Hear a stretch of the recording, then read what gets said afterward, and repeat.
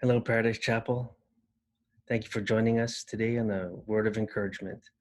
I want to continue on from what I spoke about on Sunday about loving one another, loving each other, and being kind and compassionate and forgiving.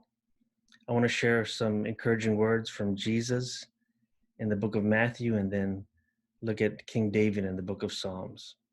But Jesus said in Matthew 22, verse 37, "You must love the Lord your God with all your heart, with all your soul and all your mind. This is the first and greatest commandment."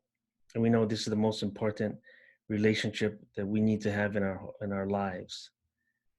Then he says in verse 39, a second is equally important. Love your neighbor as yourself.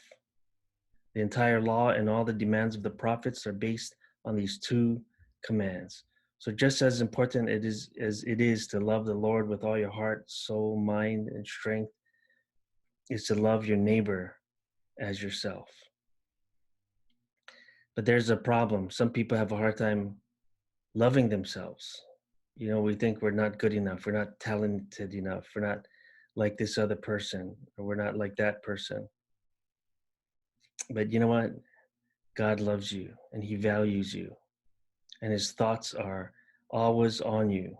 When you're sleeping, when you wake up, his thoughts are countless of how much he thinks about you. We find in Psalm 139, one of my favorite Psalms in the Bible, Psalm 139 and verse 17, the psalmist says, "How precious are your thoughts about me, O God. They cannot be numbered. I can't even count them.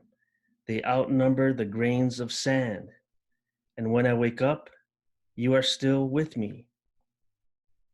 Then he says in verse 23, which is something I pray every day, "Search me, O God, and know my heart. Test me and know my anxious thoughts. Point out anything in me that offends you and lead me along the path of everlasting life." So I'm encouraged, and I want you to be encouraged today to know that God's thoughts are always on you. You can't even count them.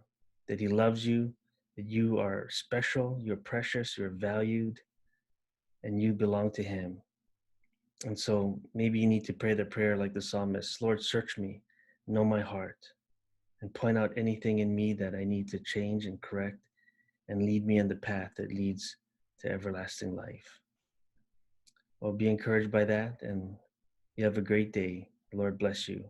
Remember, I love you and I'm praying for you. I can't wait to see you again. God bless.